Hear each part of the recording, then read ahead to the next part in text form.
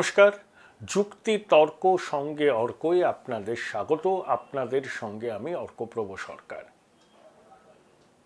এখনো পর্যন্ত 3টে দফা মিলিয়ে 10টি লোকসভা আসনে পশ্চিমবঙ্গে ভোট হয়েছে। সবারই আগ্রহ আছে যে কি সম্ভাব্য ফলাফল হতে পারে, সে সম্পর্কেই আপনাদের কিছু বলার জন্যই এই প্রতিবেদন। এবং প্রতিবেদনের যে শিরোনাম আপনারা ইতিমধ্যেই সেটা দেখেছেন। দেখুন, কুচবিহার থেকে মালদা 8টা আসন ছিল। এই 8টা আসনে 2019-এ বিজেপি 7টি পেয়েছিল। মালদা দক্ষিণ আসনটি কংগ্রেসের দখলে চায়। এবারে কুচবিহার থেকে মালদা এই 8টি আসনের মধ্যে 7টিতে বিজেপির জয় নিশ্চিত। শুধুমাত্র রায়গঞ্জ আসনটির ফলাফল নির্ভর করছে কংগ্রেসের প্রার্থী ভিক্টর কতখানি লড়াই দিতে পারেন, তিনি কত ভোট পান, মুসলমান ভোট ভিক্টর কত পান, তার উপরই নির্ভর করছে ওই কেন্দ্রের জয় পরাজয়। দেখুন, মালদা উত্তরে খগেন মুর্মু জিতবেন। মালদা দক্ষিণের আসনটিতে ঈশা খান চৌধুরীর সঙ্গে শ্রীরূপা মিত্র চৌধুরীর লড়াই। 2019 সালে শ্রীরূপা মিত্র চৌধুরী মাত্র 8,500 ভোটে হেরেছিলেন। তিনি নির্ভয়া দিদি নামে পরিচিত। বিজেপির মধ্যে কানাঘুষো শোনা যায় যে নির্ভয়া দিদি নিজের মতো চলতে ভালোবাসেন, সংগঠনের সঙ্গে তার নাকি খুব তালমিল নেই। মোদিজি সভা করে গেছেন। তৃণমূল শাহনওয়াজ আলী রায়হান বলে একজন অক্সফোর্ডের স্কলারকে প্রার্থী করেছেন, যিনি এই সময় পত্রিকার সাংবাদিক ছিলেন। আমার কাছে যা খবর, মালদার সাংবাদিক অন্যান্য পরিচিতদের সঙ্গে কথা বলে আমি যা জানতে পেরেছি, সেটা হচ্ছে ওখানে লড়াইটা মূলত ঈশা খান চৌধুরীর সঙ্গে শ্রীরূপা মিত্রর। এবারের পরিস্থিতিতে শ্রীরূপা মিত্র জয়ী হবার সম্ভাবনা প্রবল, কিন্তু কাঁটে টাক্কার। ওখানে শাহনাজ আলী রায়হান তৃতীয় স্থান দখল করবেন বলে মালদার রাজনীতির খবরাখবর যারা রাখেন তারা মনে করছেন। তাহলে উত্তরবঙ্গে কুচবিহারে নিশীথ প্রামাণিকের জয় নিয়ে কোনো সন্দেহ নেই, মার্জিন বাড়বে। আলিপুরদুয়ারে মনোজ টিগ্গা ভালো ভোটে জিতবেন। জলপাইগুড়িতে জয়ন্ত রায়ের ব্যবধান কমলেও তিনি জিতবেন। দার্জিলিংয়ে রাজু বিস্তা বিপুল ভোটে জিতবেন। রায়গঞ্জের ফলাফল নির্ধারণ করবেন ভিক্টর। সুকান্ত মজুমদারের জয় নিয়ে কোনো সংশয় নেই। মালদা উত্তরে খগেন মুর্মুর জয় নিয়ে কোনো সংশয় নেই। মালদা দক্ষিণে ঈশা খান চৌধুরী বনাম শ্রীরূপা মিত্রর লড়াই। গতবারে বামপন্থীরা এবারও প্রার্থী দেননি, আগের বারও দেননি। ডালুবাবু জিতেছিলেন একেবারে 8,500 ভোটে। লোকসভার ক্ষেত্রে সেটা খুব একটা মার্জিন নয়। এবারে বলছেন শেষ হাসি শ্রীরূপা মিত্রই হাসবেন। এবার চলে আসুন ভাগীরথী পেরিয়ে মুর্শিদাবাদ। 2টো কেন্দ্রে ভোট হলো, জঙ্গিপুর এবং মুর্শিদাবাদ। জঙ্গিপুরে আমি প্রথম থেকে বলে আসছি ওখানে সচ্চন ভদ্রলোক খলিলুর রহমান জিতবেন। যদিও বায়রন বিশ্বাসের এক ভাই নির্দল হিসেবে প্রতিদ্বন্দ্বিতা করছেন, বাবুর বিশ্বাস মানে বায়রনের বাবা তার হয়ে নেমেছেন, ইমানি বিশ্বাসের দাদা শাহজাহান বিশ্বাস আপনার আইএসএফের প্রার্থী হয়ে লড়াই করছেন, বিজেপির প্রার্থীও আছেন। তবে সব মিলিয়ে ওখানে বিড়ি মালিকদের বিষয়টা তো আছে, তো সব মিলিয়ে ওখানে আমার মনে হয় খলিলুর রহমান জেতার সম্ভাবনা প্রবল। যে কেন্দ্রটার দিকে সবার নজর সেটা হচ্ছে মুর্শিদাবাদ। মোহাম্মদ সেলিম আবু তাহেরের লড়াই। বিজেপির প্রার্থী আছেন, কিন্তু ওখানে বিজেপি কোটা সুবিধা করতে পারবে বলে আমার মনে হয় না। লড়াইটা মূলত আবু তাহেরের সঙ্গে মোহাম্মদ সেলিম।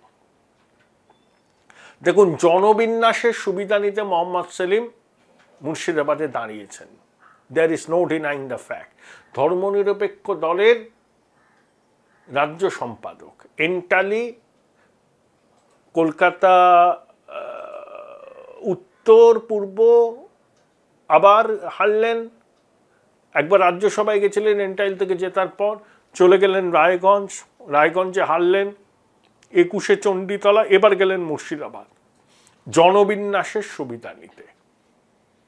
পাশের কেন্দ্রে অধীর চৌধুরী বলেছেন সেলিম ভাইকে জিতা দিয়ে কংগ্রেস কর্মীরা জান প্রাণ এক করে দেবেন। দুজনের মনোনয়নে দুজন গিয়েছিলেন, মীনাক্ষী মুখোপাধ্যায় সহ সিপিএম এর অনেক তরুণ নেতা মুর্শিদাবাদ ঘাঁটি গেড়ে পড়েছিলেন, তারা বহরমপুরেও গেছেন। Join Indian Institute of Hotel Management now. Right choice, right decision.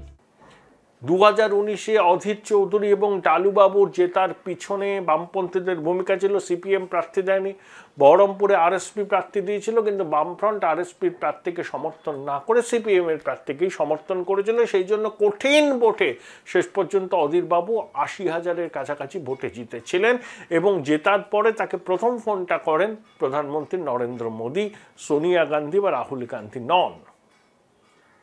Selim চষে ফেলেছেন। ভোটের দিনও দেখলাম তিনি বিভিন্ন জায়গায় গেছেন, ভুয়ো এজেন্টকে ধরেছেন, তর্কাতর্কি হয়েছে, তার ছেলেকে নিয়ে ঘুরেছেন, নিরাপত্তা রক্ষী ছিল না, তার ছেলেই বোধহয় নাম টিপু, পুরো স্ট্র্যাটেজিটা তৈরি করেছেন, খেটেছেন মোহাম্মদ সেলিম। আমার মনে হয় সেই খাটনির সুফল তিনি পাবেন, কিন্তু ওখানেও কাটে টাক্কার, একেবারে নিশ্চিন্তে বলে দেওয়া যায় না যে মোহাম্মদ সেলিম এগিয়ে আছেন, কিন্তু অ্যাডভান্টেজে আছেন। ঠিক যেভাবে 2014 সালে রায়গঞ্জে হাজারদেরেক ভোটে তিনি জিতেছিলেন প্রিয়রঞ্জন দাসমুন্সির স্ত্রী দীপা দাসমুন্সিকে হারিয়ে, এখানেও কিন্তু সেই কাটে টাক্কার। দীপার বিরুদ্ধে সেলিম একেবারে নগণ্য ভোটের ব্যবধানে জিতেছিলেন রায়গঞ্জে 14 সালে। এবারেও আপনার মুর্শিদাবাদের জয় পরাজয় নিশ্চিত হবে খুব অল্প ভোটের ব্যবধানে।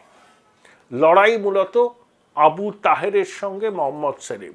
কংগ্রেস এবং বামপন্থীরা যদি একজোট হয়ে ভোটটা করে, মানে কংগ্রেসের ভোট যদি পুরোটা সিপিএম পায়, তাহলে সেখানে মোহাম্মদ সেলিম জিতবেন। কিন্তু অতীতে দেখা গেছে বামপন্থীদের ভোট কংগ্রেস পেলেও কংগ্রেসের ভোট কিন্তু বামপন্থীরা পায় না। সেরকম কিছু হলে আবু তাহেরে বেরিয়ে যাবেন শেষ মুহূর্তে। কিন্তু এখনো পর্যন্ত গ্রাউন্ড রিপোর্ট বলছে কাটে টাক্কার হলেও অ্যাডভান্টেজ সেলিম, অর্থাৎ সেলিম জিতলে বামেদের শূন্যর খরা কাটবে। পশ্চিমবঙ্গ থেকে বামেরা লোকসভায় সদস্য পাঠাতে পারবেন। কেরালায় বামেদের ফল আগের থেকে ভালো হবে, আমার মনে হয় 5 থেকে 6টি আসন তারা পাবেন। তামিলনাড়ুতেও 2-3টি আসন পাবেন। সব মিলিয়ে 11-12টা আসন বামপন্থীরা জিতবেন এবারের লোকসভায়।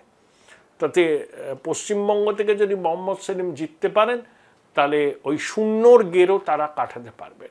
আর সব থেকে উল্লেখযোগ্য, তৃতীয় দফার নির্বাচন কমিশন কেন্দ্রীয় বাহিনীকে কুর্নিশ জানাতেই হবে। মুর্শিদাবাদে ভোট হলেই আমরা আতঙ্কে থাকি, রক্তপাত, হানাহানি, মারামারি, বোম। পঞ্চায়েত নির্বাচনে দেখলেন না মুর্শিদাবাদে কতজন মারা গেছেন। এবার কিন্তু নির্বাচন কমিশনের বজ্র আটুনিতে দুর্বৃত্তরা ভোট লুট করতে পারেনি, দুষ্কৃতীরা এলাকায় তাণ্ডব করতে পারেনি। সামান্য একটা ঘটনা ঘটেছে, সেগুলোও না হলে ভালো হতো। ভোটের পরে একটু বিচ্ছিন্ন টুকটাক গন্ডগোল হয়েছে। আমার তো মনে আছে 2008-এ পঞ্চায়েত নির্বাচনে একদিনে মুর্শিদাবাদে 33 জন মানুষ মারা গেছিলেন, শুধুমাত্র ডোমকলে 16 থেকে 17 জন। ভোট এলেই মুর্শিদাবাদে রক্তের হোলি খেলা চালু থাকে। সেই প্রবণতা এবার বন্ধ হয়েছে। কুর্নিশ প্রাপ্য নির্বাচন কমিশনের কেন্দ্রীয় বাহিনীর কুইক রেসপন্স টিম, অর্থাৎ নির্বাচন কমিশন রক্তপাতহীন ভোট চেয়েছে, গণতান্ত্রিক উৎসবের পরিমণ্ডলে ভোট হোক সেটা চেয়েছে, তারা কিন্তু অনেকাংশেই সফল। আর দেখুন আমাদের অনুপ্রাণিত গৃহপালিত রাজ্য নির্বাচন কমিশনার, পঞ্চায়েত ভোটে হাইকোর্ট বলল কেন্দ্রীয় বাহিনী আনো, এলো কেন্দ্রীয় বাহিনী, কিন্তু তাদেরকে মোতায়েন করা হলো না। বিনিময়ে আমাদের অনেক সহনাগরিকের রক্তে ভিজল বাংলার মাটি। এই ধরনের অপদার্থ, দলদাস, মেরুদণ্ডহীন, চটি চাঁটা আধিকারিকদের কি বাংলার মানুষ ক্ষমা করবেন? গণতান্ত্রিক পদ্ধতিতে এদের বিরুদ্ধে আওয়াজ তুলবেন না? যাদের অপদার্থতার জন্য বাংলার মাটি রক্তে লাল হলো আমার সহনাগরিকদের রক্তে, তারা কে কোন দল করে সেটা বিবেচ্য নয়। কেউ তৃণমূল করতে পারে, কেউ কংগ্রেস করতে পারে, কেউ বিজেপি করতে পারে, কেউ বামপন্থী সমর্থক করতে পারে, তারা আমার সহনাগরিক। কেন তারা প্রাণ দেবেন ভোটের হিংসায়? কেন মায়ের কোল খালি হবে? রাজ্য নির্বাচন কমিশনার সেই দায় কিন্তু এড়াতে পারে না। পঞ্চায়েত নির্বাচন যার তত্ত্বাবধানে হয়েছিল, সেই অনুপ্রাণিত গৃহপালিত চটি চাটা নির্বাচন কমিশনারকে বাংলার মানুষ কিন্তু কোনো দিন ক্ষমা করবে না, কোনো দিন না। আর দেখুন, যখন দেশের নির্বাচন হলো, জাতীয় নির্বাচন কমিশনের তত্ত্বাবধানে 6 জন করে কেন্দ্রীয় বাহিনীর জওয়ান বুথে, কুইক রেসপন্স টিম, রাজ্য পুলিশও ছিল। দেখুন, রক্তপাতহীন প্রায় ঘটনাবিহীন নির্বাচন হলো মালদা মুর্শিদাবাদে। অর্থাৎ সদিচ্ছা থাকলে উপায় সম্ভব, অর্থাৎ সদিচ্ছা থাকলে অসম্ভবকেও সম্ভব করে দেখানো যায়। সেটাই জাতীয় নির্বাচন কমিশন তৃতীয় দফায় পশ্চিমবঙ্গের ভোটে প্রমাণ করল।